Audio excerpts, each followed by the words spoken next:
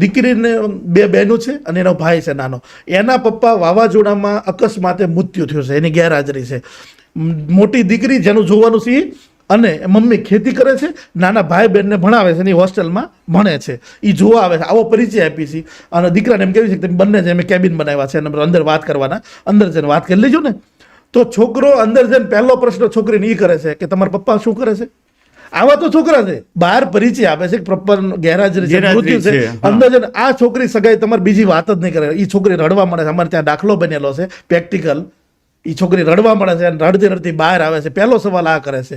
તો મારે જેટલા પણ દીકરા હા, તમારે સમજવા માટેની વાત છે. આ મુદ્દામાંથી ખૂબ દીકરાને સમજવા જેવું છે. પહેલો પ્રશ્ન કે જ્યારે પણ કોઈ પણ દીકરીનો પરિચય આપીને અંદર મોકલે છે ત્યારે છોકરો ખુરશી પર બેસતો નથી, પહેલાં છોકરીને બેસવા દે છે અને પહેલો નિશાસો નાખે છે કે મારી નીતાબેને વાત કરી તમારા પપ્પાની, મને ખૂબ દુઃખ લાગ્યું, પણ તમે ચિંતા નહીં કરતો, મારા પરિવાર બહાર બેઠા છે, મારા પપ્પાનો સ્વભાવ એવો સરસ છે, તમારા પપ્પાની યાદ નહીં આવવા દે.